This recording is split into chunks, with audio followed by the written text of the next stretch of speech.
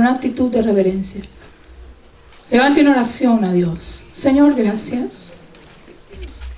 Porque nos hemos convocado aquí para adorarte y tú has recibido nuestra oración y nuestra adoración. Pero nosotros queremos escuchar tu voz ahora. Es tu tiempo ahora, Señor. Ya nosotros hablamos, ahora nosotros queremos escuchar.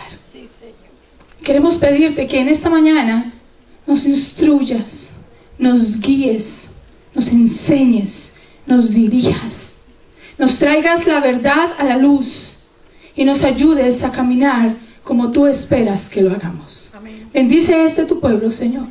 Y por favor, toma el control de todo lo que hacemos en este momento. En el nombre del Padre, del Hijo y del Espíritu Santo. Amén. Tenga la bondad de tomar su lugar y también su Biblia. Yo estoy segura que usted ha podido meditar en algunas de las cosas que yo voy a compartir con ustedes. Sin embargo, creo que siempre la palabra es tan hermosa y especial y llega tan a tiempo. Amén. Quiero empezar por contarles que hace algunos años un predicador se fue a vivir a un pequeño pueblo de Houston, Texas. Y poco después de que estuvo viviendo allí, tuvo la necesidad de tomar un autobús para ir al centro de la ciudad. Al sentarse, después de subirse y pagar su boleto, revisó su cambio y se dio cuenta que el chofer del autobús le había dado $1 más en el cambio. Entonces él empezó a pensar algunas cosas interesantes. Y mientras consideraba qué hacer, dijo: olvídalo, es solo $1. ¿Quién se va a preocupar por tan poca cantidad? De todas maneras, los dueños de los autobuses tienen mucho dinero, no van a echar de menos $1. Reflexionando en el camino, dijo para sí mismo después: esto es un regalo de Dios, acéptalo. Pero cuando él llegó a la parada y el bus se detuvo, él pensando de nuevo, dijo: le voy a devolver el $1 al conductor. Y le dice: tome, señor, usted me dio $1 más. El conductor, con una sonrisa, le respondió: yo sé que tú eres el nuevo predicador del pueblo. Y yo estaba pensando en regresar a la iglesia. Y quería ver qué haría usted con demasiado cambio. Se bajó el predicador del autobús y, sacudido por dentro, se dijo a sí mismo: oh Dios, por poco vendo a tu hijo por $1.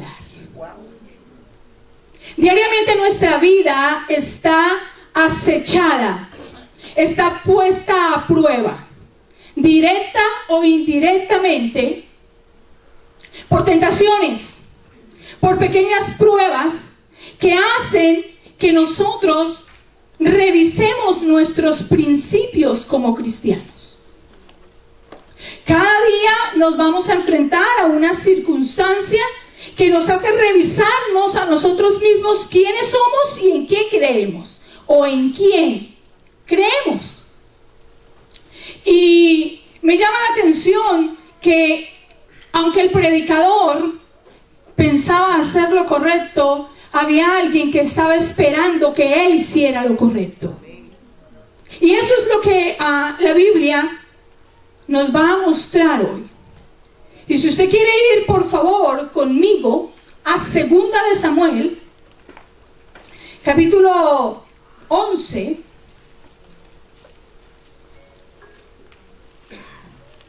Allí la Biblia nos enseña una desafiante historia, un desafiante relato.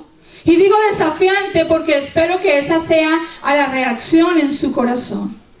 Y el capítulo 11 de este 2 de Samuel nos muestra a dos hombres. Seguramente siempre hemos leído 2 de Samuel, capítulo 11, pensando en un hombre. Pero esta vez quiero que reflexionemos en el segundo protagonista de esa historia. Por supuesto, usted ya lo vio. Y es el pasaje que nos relata el pecado de David. ¿Lo encontraron? Bueno, pero yo no quiero que reflexionemos solo en David. Quiero que coloquemos nuestros ojos y nuestro corazón en Urías. En Urías.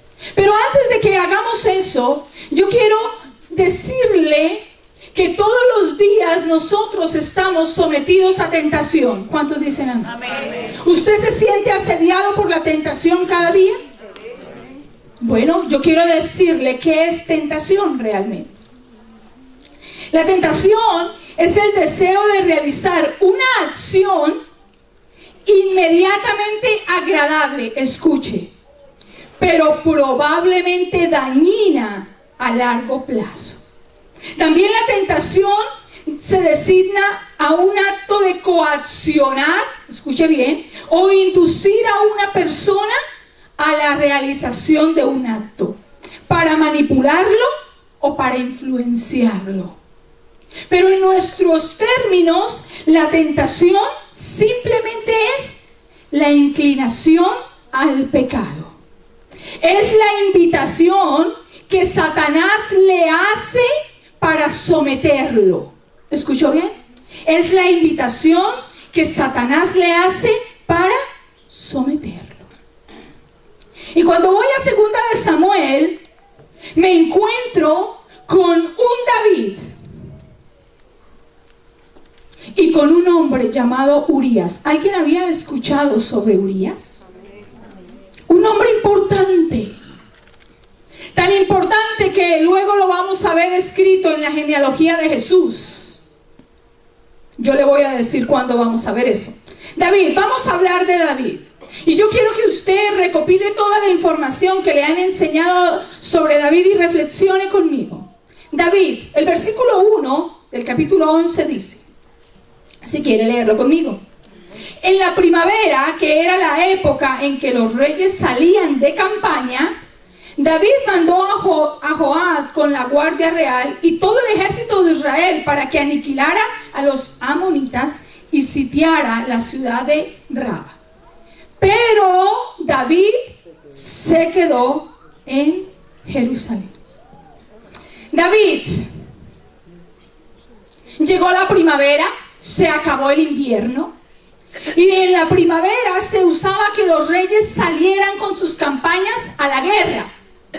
No era acostumbrado que el rey se quedara en palacio, porque las guerras en primavera eran más fuertes y eran determinantes, puesto que podían pelear a lo largo y a lo ancho del territorio. En invierno había más dificultad para pelear. Pero David se quedó. Él mandó a sus mejores soldados como Joab y Urías a pelear, y él se quedó. Y allí empezó el origen de su fracaso. Lo que voy a hacer es describir la actitud de David y la de Urías, y luego juntos vamos a sacar conclusiones. ¿Qué le parece? David se quedó. Él abandonó, recuerde la palabra, su lugar. Él dejó su obligación, y aunque eso no necesariamente era un pecado, lo sería lo que vendría a continuación. Recuerde, abandonó su lugar y dejó su obligación. A causa de estar desocupado, el versículo 2 al 5 nos muestra cómo David negoció con la tentación. ¿Cuántos son buenos negociantes? Espero que para negociar con la tentación no lo sean. Lea conmigo el versículo 2. Una tarde, al levantarse David de la cama, comenzó a pasearse por la azotea del palacio. Y desde allí vio a una mujer que se estaba bañando. La mujer era sumamente hermosa. Por lo que David mandó que averiguaran quién era y le informaron. Se trata de Betsabé, que es hija de Elián y esposa de Urías elitita. Ojo con esos detalles. Entonces David ordenó que le llevaran a su presencia, y cuando Betsabé llegó, él se acostó con ella. Después de eso ella volvió a su casa. Hacía poco que Betsabé se había purificado de su menstruación, así que quedó embarazada y se lo hizo saber a David. No sé si usted puede imaginar conmigo a un David paseándose por la azotea de su casa y de repente ve a una hermosa mujer y queda en shock. Pero no solamente se deslumbra, sino que cuando se siente abrazado por la tentación, empieza a darle el lugar. Llegó del exterior a su vista una imagen, y él empezó a procesarla en la cabeza. Y después de procesarla en la cabeza, bajó a su corazón. Y entonces empezó a hacer planes. Y mandó a investigar quién era esa mujer. Pero aunque la respuesta era: es una mujer casada de uno de tus mejores hombres que está peleando por tu reino, él dijo: no importa, la quiero. Es mía. Y la mandó traer. Para ese momento, lo que había entrado por sus ojos a su mente ya había bajado a su corazón y se estaba convirtiendo en una acción. La tomó para él, la embarazó y empezó a actuar como mucha gente. Voy a esconder mi pecado. Para este momento observamos que David no estaba en el lugar correcto, estaba desocupado y había negociado con la tentación. Pero escuche esto: el tentador, el que había sido primero tentado, ahora se convierte en tentador. ¿Lo escuchó? El que había sido primero tentado, ahora se convierte en tentador. Y entonces aparece en la escena el esposo de aquella hermosa mujer, que se llamaba Urías. ¿Pero quién era Urías? Urías Eteo era un hombre que, pese a no ser israelita, porque era hitita, del pueblo de los eteos, había asumido a su pueblo como el suyo. Él se había identificado tanto con el pueblo de Israel que lo amaba y era capaz de dar su propia vida a causa de ese pueblo. Este hombre tenía el privilegio de estar en la lista de los más importantes soldados de David. Segunda de Samuel y Segunda de Crónicas nos mencionan sus hazañas. Pero es tan importante hoy para nosotros que en Mateo capítulo 1 aparece allí su nombre. Y yo decía: wow, él no perteneció al pueblo de Israel. Él no es de la sangre de Jesús. Pero su valentía, su gallardía y su santidad fueron tan determinantes que lo hicieron merecedor de estar en la lista que todos hubiésemos querido estar. En la lista, en la genealogía de Jesús. Urías. Usted lo puede encontrar cuando quiera. Mateo capítulo 1, versículo 6. Allí aparece. Urías estaba con Joab, otro de los mejores soldados del rey. Él estaba enfrente de la batalla. Miren lo que estaba haciendo Urías. Mientras el rey estaba desocupado, Urías estaba ocupado peleando por el reino de este rey. ¿Me sigue? Muy bien. Urías también, además de ser un guerrero valiente, tenía un temor profundo y un sentido de integridad tan grande que obedecía al rey y hacía lo que el rey dijera. Porque los soldados tienen códigos internos de fidelidad y de integridad. ¿Alguno de los hombres que está aquí ha prestado servicio o ha estado en el ejército? Sabrá que en el ejército la integridad tiene un alto precio. Que ser cabal con lo que los superiores dicen es innegociable. Y ese era uno de los principios de Urías. Ahora, para colmo de males, para hacerlo mejor al pobre Urías, se había encontrado con una de las mujeres más hermosas de todo el reino, la maravillosa Betsabé, que al final de cuentas no fue tan maravillosa. Sin embargo, Urías, y quiero que mediten esto, mantenía un principio supremamente importante. Él no permitió que nada cambiara su principio de obediencia. Nada. Ni siquiera su amada mujer. Y ahorita vamos a observar. Es interesante que empecemos a comparar, sin ofender a David y sin exaltar a Urías. Pero empecemos a entender, y usted me ayude a pensar, cuáles eran los principios que mantenían a David en pie y cuáles eran los principios que mantenían a Urías en pie. Y me ayude a pensar y reflexione cuánto valió la santidad de David y cuánto valió la santidad de Urías.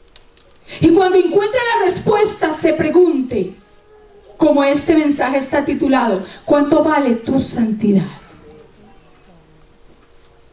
¿Cuánto vale tu santidad? La santidad del predicador que iba en aquel bus casi cuesta $1. ¿Cuánto puede empezar a costar tu santidad? Miren lo que ocurre con David. Se convirtió en el tentador. Y entonces empieza a tratar de tapar su mal, a esconder su pecado. Siempre reflexionamos de David y decimos que fue un guerrero valiente. Y lo veo así cuando tiró a aquel gigante y lo mató. Pero cuando lo veo escondiendo su pecado, siento en su espíritu que es el hombre más cobarde de toda la tierra. Porque el pecado nos acobarda. Ahora, lea conmigo por favor el versículo 7. Y viene el primer round de tentación. ¿Cuántas veces el enemigo tentó a Jesús? ¡Oh! ¡Qué coincidencia! David, usado por el enemigo y convirtiéndose en el peor enemigo de Urías, lo llama para tentarlo la primera vez. Versículo 7. Cuando Urías llegó, David le preguntó cómo estaba Joab y los soldados y cómo iba la campaña. Versículo 8. Luego le dijo, escuche con atención, vete a tu casa y acuéstate con tu mujer. Tan pronto como salió del palacio, Urías recibió un regalo de parte del rey. Pero en vez de irse a su propia casa, se acostó a la entrada del palacio donde dormía la guardia real. Primera tentación en 2 frases. Vete y acuéstate con tu esposa. Pregunto yo. Sea un hombre casado, le dicen vete y acuéstate con tu esposa. ¿Hay pecado en eso? ¿Hay tentación en eso? No. Pero para Urías sí, porque él estaba en la guerra. Y hay un código militar que dice que si los hombres están en guerra, ejerciendo su profesión de soldados, no pueden tener intimidad con su esposa. Entonces viene una voz dulce que complace el corazón de Urías en cierta forma, porque el hombre estaba lejos de su esposa, no sabemos por cuánto tiempo. Para él hubiese podido ser música a los oídos, como para cualquier hombre. Acuéstate con tu esposa. Muchos están esperando que alguien les diga eso. Pero él tiene un principio importante. Mientras sus amigos, sus compañeros están en la guerra, yo no puedo disfrutar de un placer porque mi lugar está con ellos. Él tenía un sentido de reino más importante que el principio que tenía el mismo rey.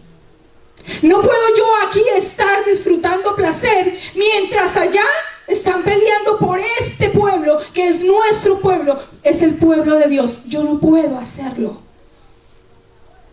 Me impresiona el sentido de reino que él tiene.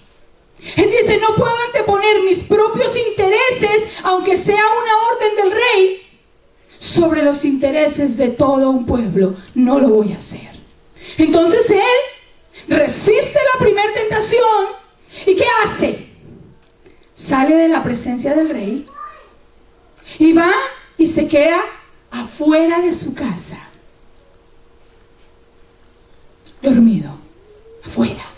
Yo no sé si la esposa no salió a decirle, hey Urias, ¿por qué no entras? ¿Qué haces ahí? No sé si pasó eso, la Biblia no lo dice, pero él sí lo hizo. Dijo, no puedo anteponer mis intereses a los de todo un reino. Mi lugar está en la guerra y aunque físicamente no esté allí, con mi corazón y mi mente y mi esfuerzo estoy con ellos en guerra. Amén. Mañana me voy, así que no hay lugar para esto. Pero como el enemigo nos tienta una vez y si no le hacemos caso viene la segunda, ahí viene otra vez el tentador. Versículo 10. David se enteró que Urias no había ido a casa, así que le pregunta. Este David es increíble. ¿Por qué no fuiste a tu casa? ¿Qué onda contigo? ¿Estás loco o qué? ¿Ya no amas a tu mujer? ¿Ya no te gusta o qué? Te mandé para tu casa y no fuiste. ¿Cómo es que te quedas dormido fuera? ¿Cómo es que no entras y te acuestas con tu esposa? El rey estaba desesperado. Escucha y recuerda la palabra desesperado. El pecado desespera. El rey estaba desesperado por tapar lo que había hecho. Necesitaba achacarle ese niño a alguien. ¿Y quién mejor que el propio esposo de la mujer? Es que las novelas, ¿de dónde creen que las sacaron? Pues de ahí. Entonces lo manda a llamar y le dice, voy. En este momento respondió Urias, tanto el arca como los hombres de Israel, versículo 11, y de Judá se guarecen en simples enramadas, y mi señor Joab y sus oficiales acampan al aire libre. Y yo voy a entrar a mi casa para darme un banquete y acostarme con mi esposa. Escuche lo que dice Urias. Tan cierto como su majestad vive, que yo no puedo hacer tal cosa. Yo creo que Urias decía, ¿en serio es lo que yo estoy escuchando de mi rey? ¿Mi rey me está invitando a pecar a mí? Yo voy a sentarme a comer, a estar con mi esposa tan tranquilo, cuando allá están debatiéndose entre la vida y la muerte. No voy a hacer tal cosa. Este hombre tenía gallas, tenía valor. A diferencia de su rey, que era un cobarde para tapar el pecado, este hombre dijo no. Y se le empezó a convertir a David en un estorbo. Empezó a complicarle la vida a su rey. Ya lo mandó una vez, lo mandó la otra vez, y él sigue firme. Entonces David empieza a decir, ya sé, esto no lo va a poder resistir Urias. Y viene el tercer round, la tercera tentación, versículo 12. Bueno, entonces quédate aquí y mañana te enviaré de regreso. ¿Ya no fuiste con tu esposa? Bueno, quédate conmigo. ¿Está bien? Quédate conmigo. Urias se quedó ese día en Jerusalén, pero al día siguiente David lo invitó a un banquete y logró... ¿Qué hizo con Urías? Lo emborrachó. ¿Ve que las novelas tienen un origen? Lo emborrachó. Es decir, ¿qué hace el alcohol en un cuerpo? Le hace perder los sentidos. Por eso es que los cristianos no nos emborrachamos.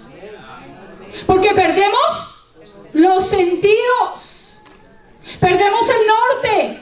Y cuando hay una persona borracha que pierde sus sentidos, se cae y el diablo lo pisotea porque no se puede defender.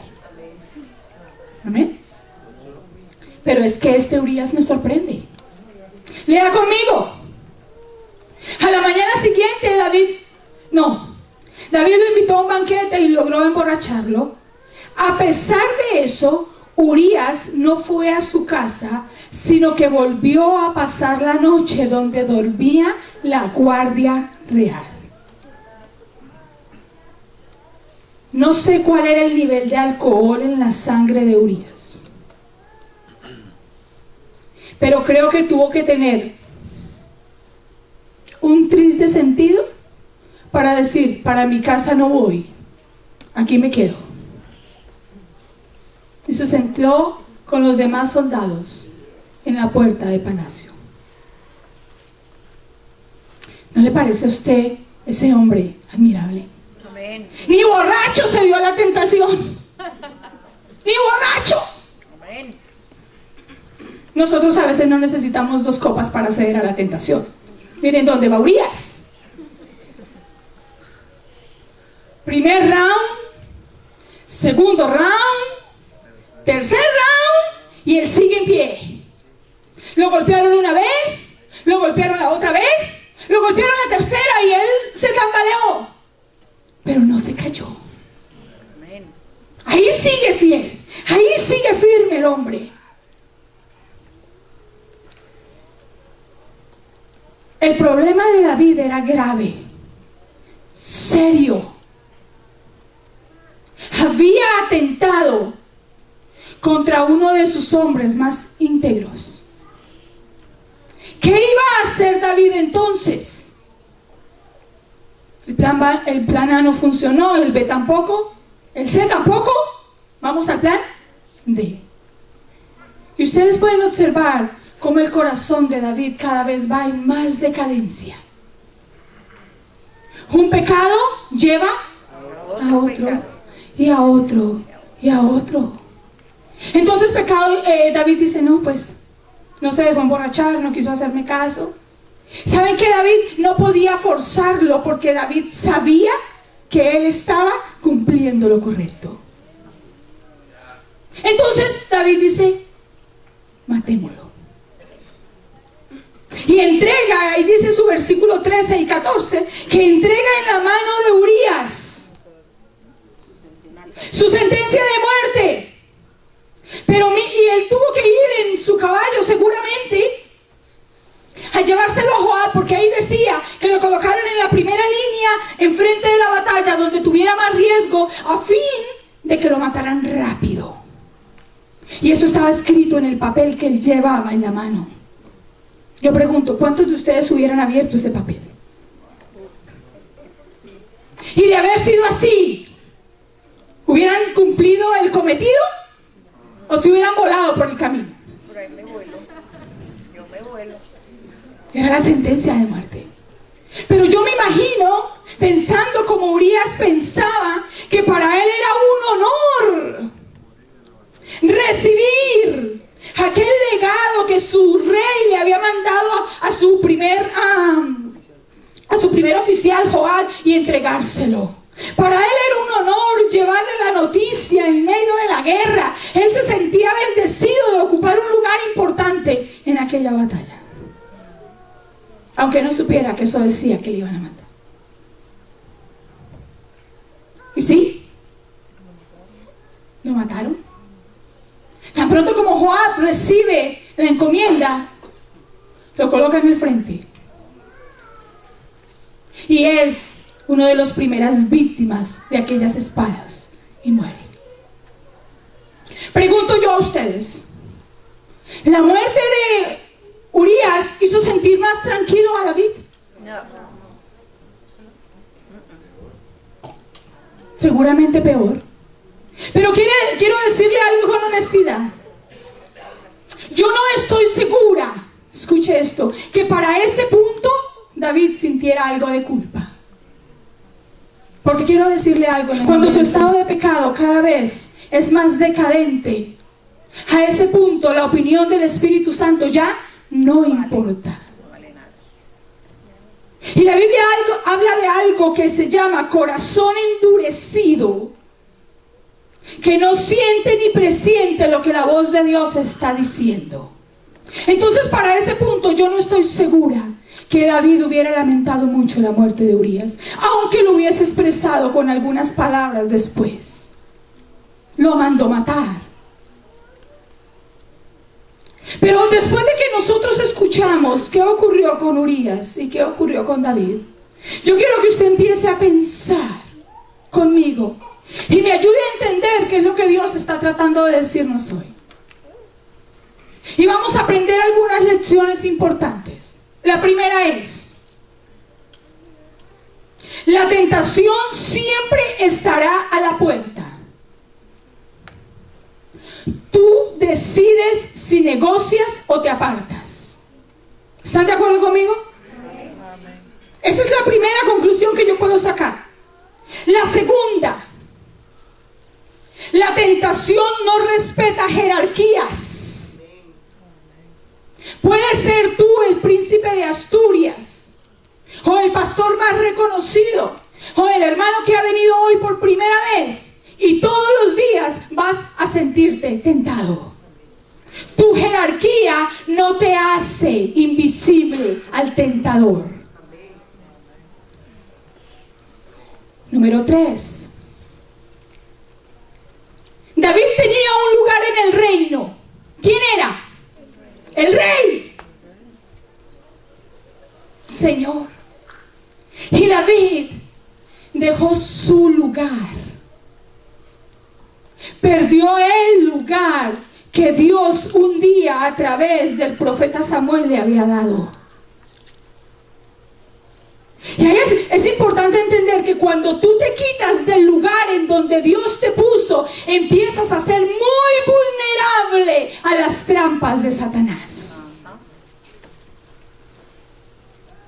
Y yo te pregunto, ¿cuál es tu lugar? Porque el mío fue comprado a precio de sangre. Mi lugar en el reino fue comprado en un sacrificio hecho en la cruz del Calvario.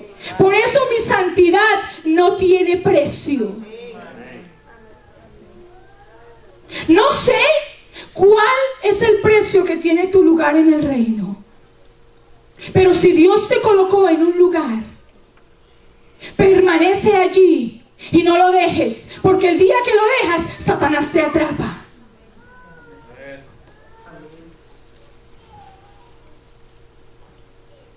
David estaba desocupado. Oh Dios, lo peor que le puede pasar a un cristiano es tener su mente vacía y su corazón vacío y estar desocupado. Porque eso es el taller de Satanás. David al parecer no tenía nada que hacer. Y cuando uno no tiene nada que hacer, Satanás invade la mente de uno y la bombardea de una forma tan espectacular que uno no se puede resistir. ¿Cuál es tu obligación? David dejó su lugar y dejó su obligación. Nosotros tenemos un lugar en el reino y tenemos una obligación. Un deber, un llamado. Nuestro lugar está en la oración, nuestro lugar está en la palabra, nuestro lugar está en el servicio, nuestro lugar está en la iglesia, nuestro lugar está en la justicia, nuestro lugar está en el amor. No te quites de tu lugar, porque el día que te quitas de tu lugar, pues dice mi hijo, el que se va de la silla, no, el que se va para Barranquilla pierde su silla. Y con el Señor es igual. Si tú no estás en tu lugar, te quitan la silla. Y quiero darte una malísima noticia. Satanás está empecinado en quitarte la silla. Así que aguas, como dicen los hermanos mexicanos. Aguas.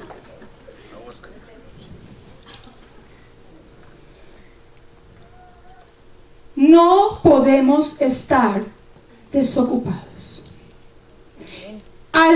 No sé si es mi impresión, usted puede tomar la suya propia, pero a ese punto David estaba vacío de Dios.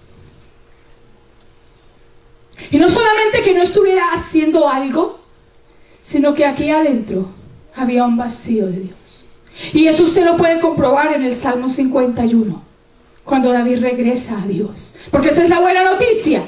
Puedes regresar a Dios. Amén.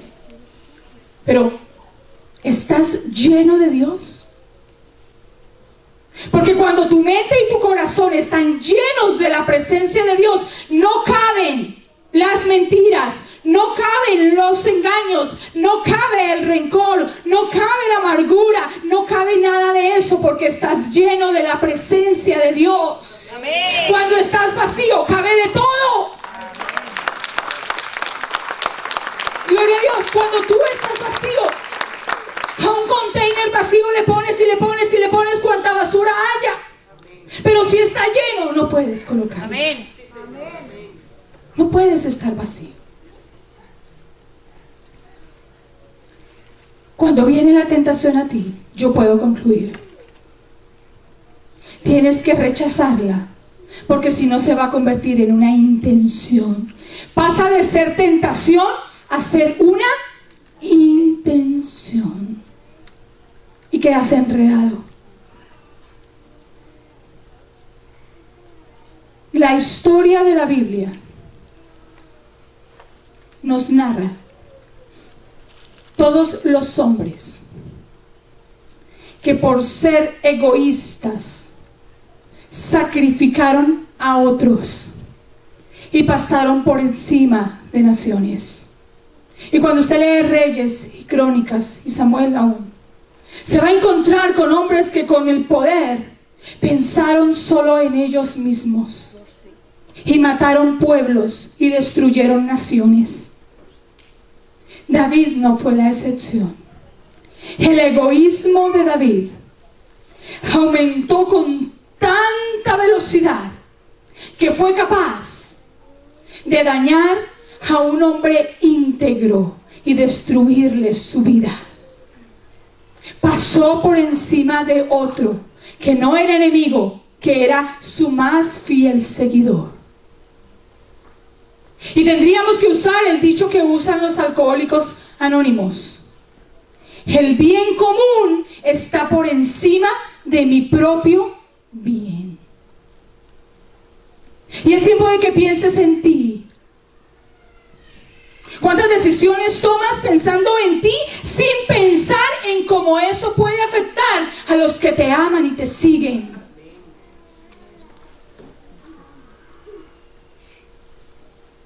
Urías estropeó los planes de David. Amén. Esto es lo que más me gusta.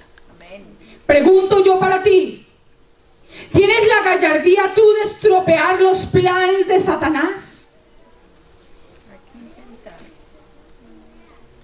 ¿Tienes la valentía tú y la tengo yo de decirle: no lo haré? Amén. No en mi nombre, en el nombre de Jesús, no lo haré. Eso se llama tener los pantalones bien puestos. Y cristiano, y cristiana, y amada iglesia, tenemos que ponernos los pantalones bien puestos. Amén.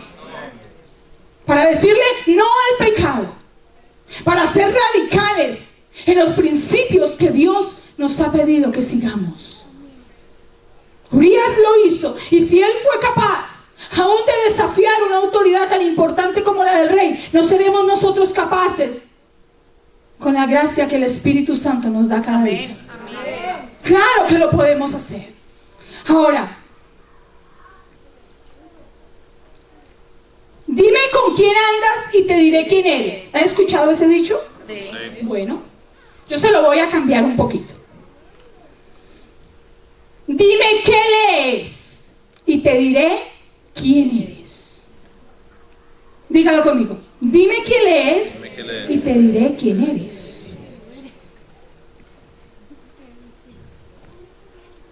Usted va a decir, ¿de dónde sacó Urias los principios? ¿Por qué amó tanto Urias sus principios?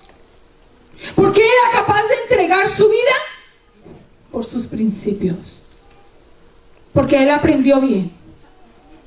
Un día alguien le enseñó. Él lo asumió. Se apoderó de eso y pudo resistir. Amén. ¿Dónde están tus principios? ¿De dónde has sacado tus principios de vida? Porque si no eres lo que dice aquí, eres una pieza muy vulnerable en las manos de Satanás. Mis principios y tus principios están escritos aquí. Amén. ¿Los conoces? ¿Has permitido que te los enseñe? ¿Los amas? Dice Proverbios que el principio de la sabiduría es el temor. De Dios. Aquí está tu roca. Amén. Aquí está lo que dice, qué tienes que hacer, cuándo hacerlo, cómo hacerlo, en dónde hacerlo y qué no tienes que hacer. ¿Acaso conoces estos principios? ¿Cuántas veces nos hemos dejado engañar por el tentador porque no sabemos qué dice aquí al respecto? Y yo te sugiero algo hoy. Si no estás seguro en qué crees, si no sabes y puedes enumerar cuáles son tus principios, tienes que pedir ayuda. Ve a una célula a aprender la palabra. Pide consejo a tu líder. Lee la Biblia en la casa. Ábrela por lo menos una vez al día. Porque ahí está el Señor diciéndote. ¿Acaso los principios que mueven tu vida son los mandamientos? Parece que a David se le olvidó uno de ellos. Dos de ellos. No mentirás, no matarás. Y usted puede seguir. ¿Acaso tus principios están establecidos en aquel maravilloso sermón que hizo Jesús en el monte sobre la ley del amor? Si nuestros principios están establecidos en la justicia, en el amor, en la gracia, en la ley que Dios nos dio, podemos estar firmes y no ser vulnerables a los ataques del diablo. Y yo te hago una seria invitación a que revises cuáles son los principios que hay en tu vida. Y te hago otra invitación. ¿Estarás dispuesto a cambiar esos principios que el mundo nos enseñó de engaño, de mentira, de deslealtad, por los principios que el Señor nos da? Porque una cosa es lo que nos quieran enseñar, y aquí se la pasan los pastores y líderes enseñándole, y otra cosa lo que usted quiera aprender y tomar para su vida. ¿Estás dispuesto a reemplazar los que no te sirven por los que te sirven? Amén. Escucha esto. David vivió para contar su historia. ¿Amén? Natán le descubrió el corazón. David tuvo el chance de arrepentirse. Gloria a Dios por eso. En cambio, Urias murió. Pero a este punto, no sé qué fue mejor. Porque a pesar de que David vivió, su alma por un tiempo murió hasta que regresó Dios. Pero él indirectamente mató el alma de todos sus hijos. En cambio, Urias murió. Pero murió con la frente en alto. Amén. Murió como un valiente. Y la Biblia en Apocalipsis dice que tú tienes que ser fiel hasta la muerte para recibir la corona de vida. Amén. Y hoy podemos recordar juntos la valentía de Urías. Hoy podemos recordar juntos los principios que Urías tenía. Y la pregunta es, ¿tu generación recordará los principios tuyos? ¿Cómo los recordará? Hoy podemos decir de Urías que era valiente, fuerte, entregado, leal, fiel, que no negoció su santidad nunca. ¿Puede decir nuestras generaciones eso de nosotros? Dios nos guarde de matar el alma de nuestras generaciones a causa de nuestra falta de principios. Que Dios nos ayude.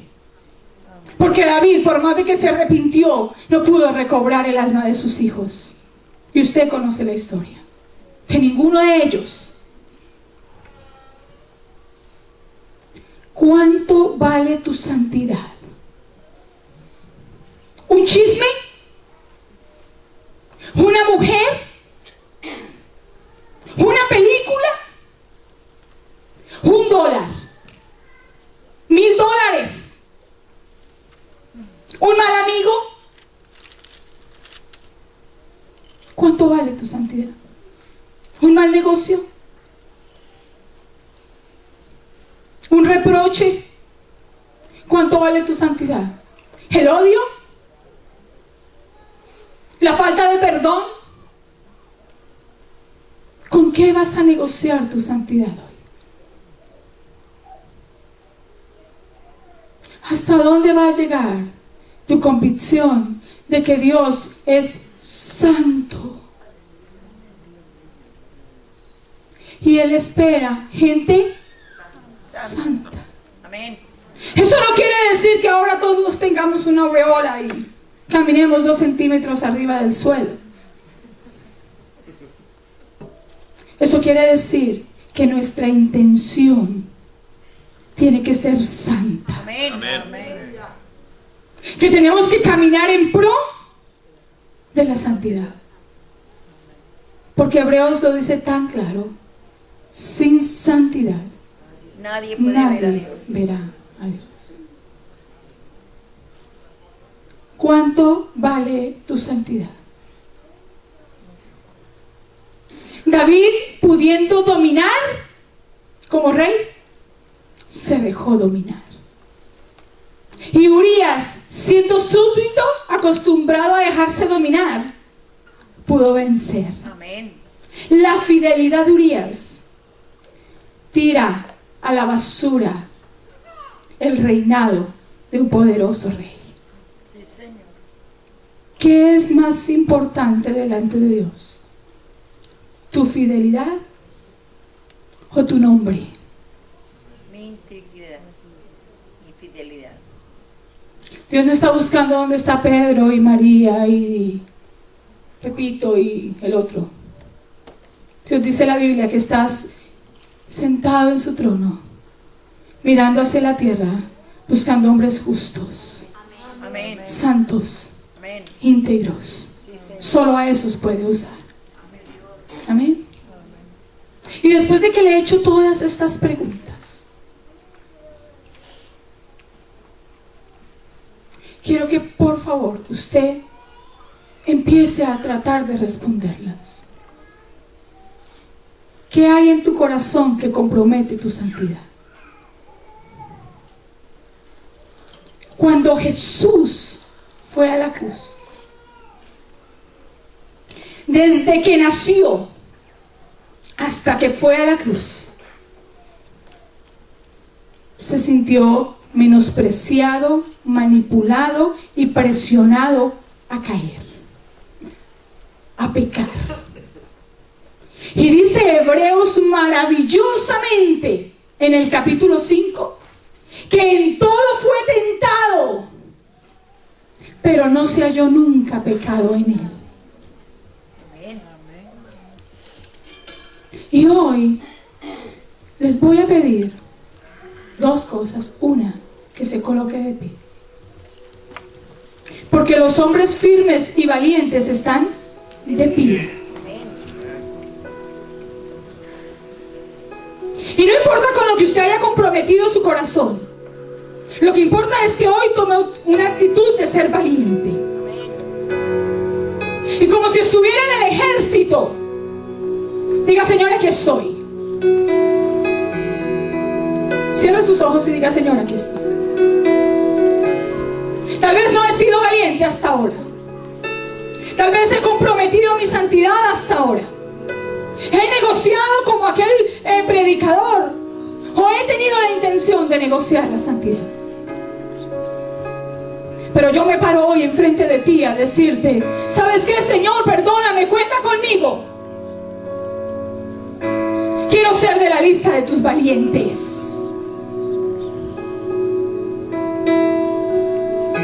Señor, por favor, perdónanos por tantas veces que nosotros comprometemos nuestra santidad. Y hoy rogamos que un poder sobrenatural del cielo descienda sobre nosotros y nos capacite para tener la habilidad de ser valientes.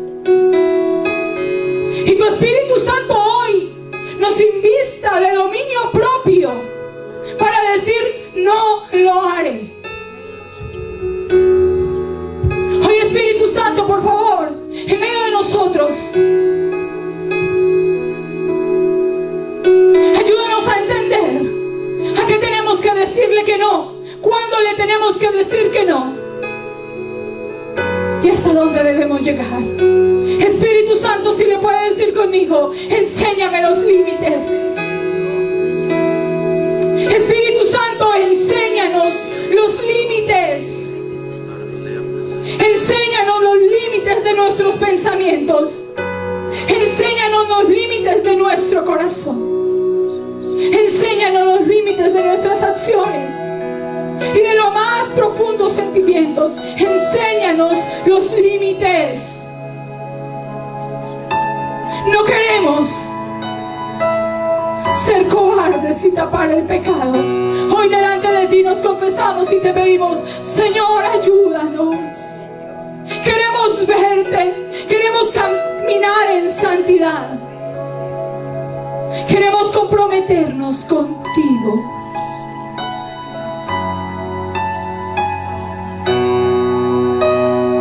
Por favor, Señor, ayúdanos.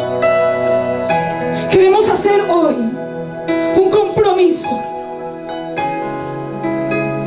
con todo su corazón. Haga un compromiso. Señor, me comprometo a cuidar lo que pienso, a cuidar lo que hablo, a cuidar lo que hago. Me comprometo a no dejar el lugar en el reino que tú me has dado. Me comprometo a estar ocupado en lo que tú me has pedido que haga. Hoy me comprometo a mantenerme en mis principios fiel y firme. Me comprometo a aprender más de ellos, porque quiero agradarte, Señor. Porque mi santidad no tiene precio. Porque el precio de mi santidad es tu sangre que derramaste en la cruz. Levanta sus manos conmigo.